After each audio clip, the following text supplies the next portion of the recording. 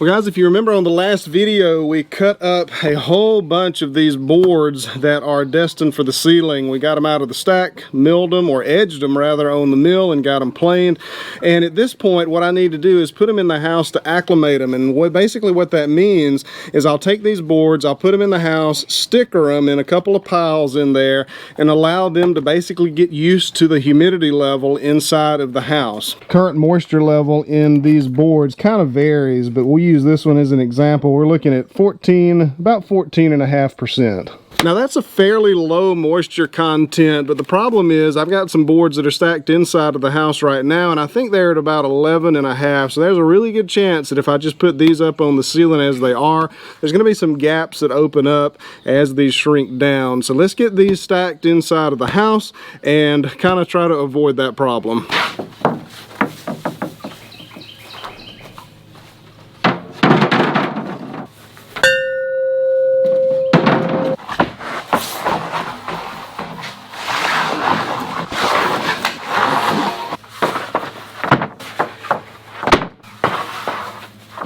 Y'all check these out. If I can get these on the ceiling straight, these are going to look incredible up there.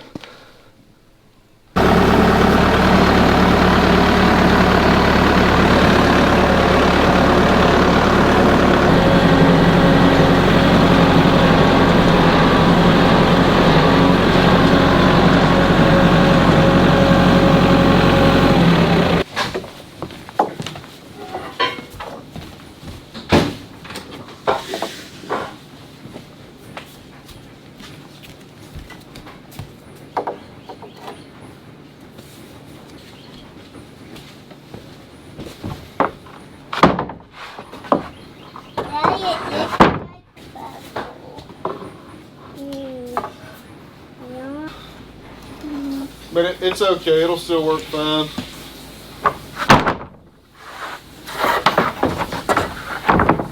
Alright, so all the boards are in the house stacked with stickers between them so good dehumidified air can get through them and start the drying process. Here's what I'm going to do. This board was not a good example because the moisture was pretty low on it. These seem to kind of be random moisture levels. So what I'm going to do is I'm going to test this one right here.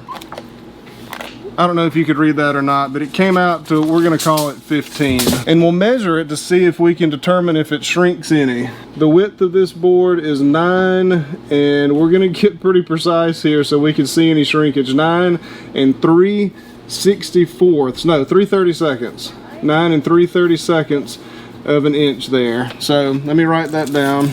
Today is June the 23rd. And we'll wait a few days and see what these do. All right guys, so this whole thing has turned into a pretty big learning experience for me, and let me kind of tell you what I'm talking about. It's been 3 days since I put those boards in the house to dry down and acclimate to the house, and the boards, I think I mentioned earlier, but the boards, they varied in moisture content. Some of them were like 12, some of them were like 15, and they varied before I put them in the house, and I did not consider that that would affect their rate of shrinkage. So that board that we tested, that very top board that we tested and wrote down the measurements and stuff for, it has shrunk a little over 1/8 of an inch at this point, just a little over 1/8 of an inch.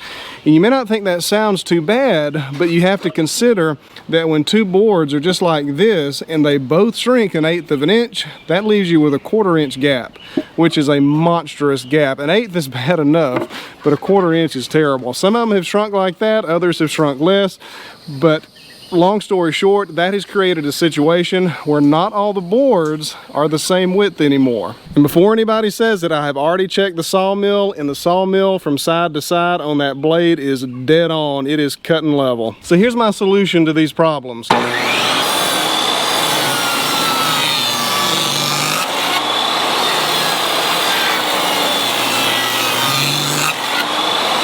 I'm going to take all of these boards and use the table saw to get them all down to the same width again. So basically here's how it's going to look. We're going to take the boards, cut them to the correct length for the ceiling, put them on the table saw and trim them down to the right width, and then I'm going to shiplap them. And I was not going to do this. I was just going to make butt joints all on the ceiling like the rest of the house is, just like that, because it's worked fine in the rest of the house. Somebody in the last video mentioned shiplap, and that's nothing that I've ever done before, but it solves a lot of problems at one time. If these boards do end up gapping again, which they certainly will come wintertime and the humidity level goes down, when these come apart just a little bit, all I'll see behind the crack is wood, so it won't be as big of a deal. So that's what we're gonna do. This is not quite set up yet. Let's get this set up. These are our test boards for the shiplap. So these will probably be ruined and wasted. Let's get this set up and see how they fit together.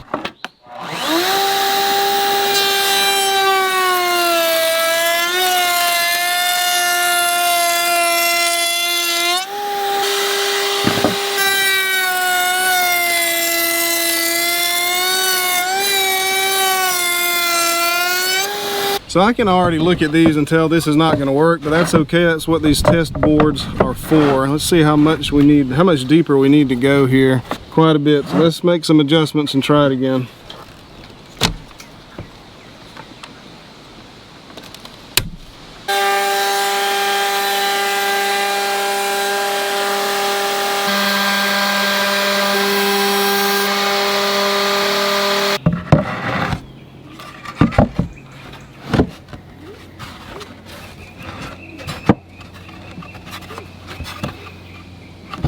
Okay, so I think it's impossible to tell what the problem is on the camera here, so I'm gonna try to explain it. So right here on the ends, the shiplap fits pretty good together, but then right in the middle, it just doesn't, and that gives me a pretty huge step right there.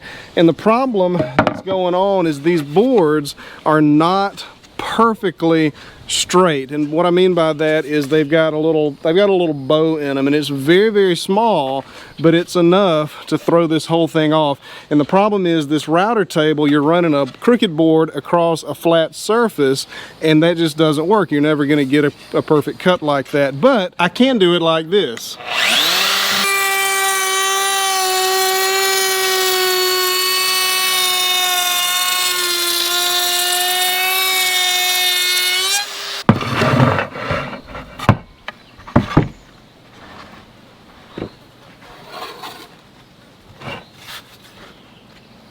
Freehanding these with the router allows the router to follow any of the curves that the boards have, and this is the result right here.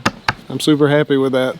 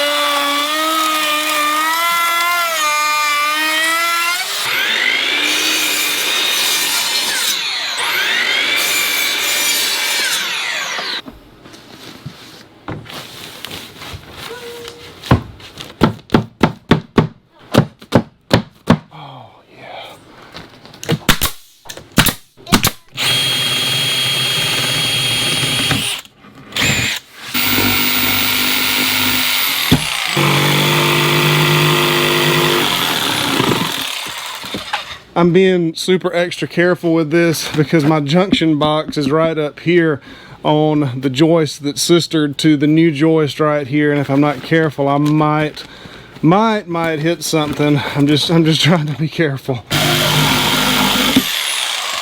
Got a shorter blade that doesn't quite reach the box now. I think I'm okay.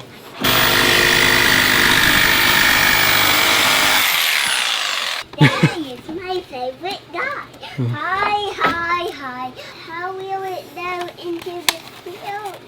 It's got little spring clips on it. See? Pretty cool, huh?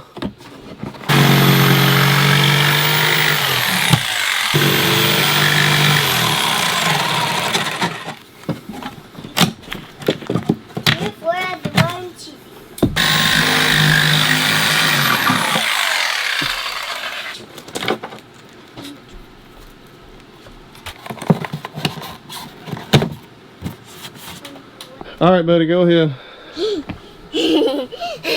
I want to try it out. It works! Guys, I'm about to do something pretty risky and just a little bit against my conscience, but I'm gonna give it a shot and see what happens. I've got this bit that's on here that I've been doing the shiplap with, and it's dull and it's a little too shallow for what I need, so I'm gonna replace it with a brand new bit from Harbor Freight.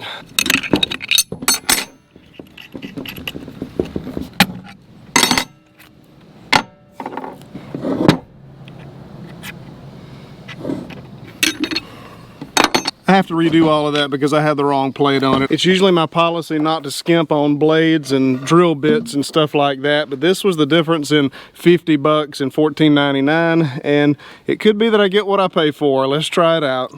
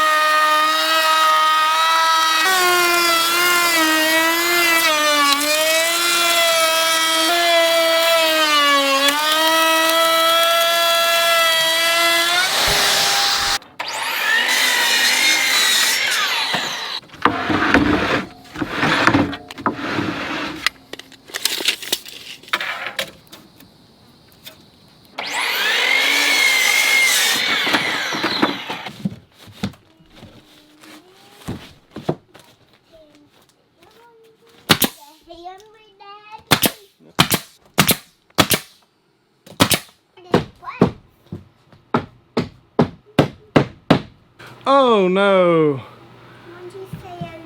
I met these two at the same spot. That's not gonna work. I gotta take this down.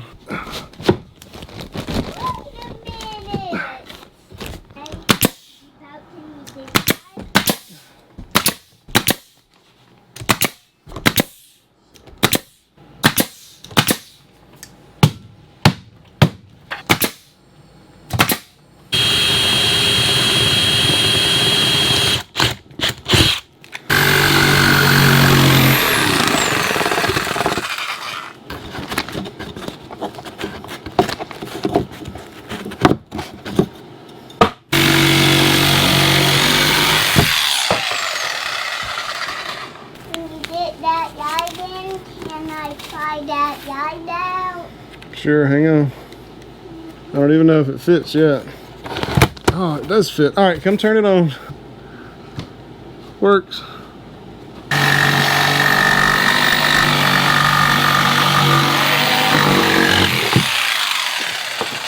Daddy, when you're done with this, Hey buddy, can you turn that light switch on?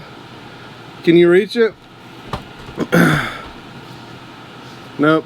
Use the yardstick to reach it. There you go. Thank you. It fits too.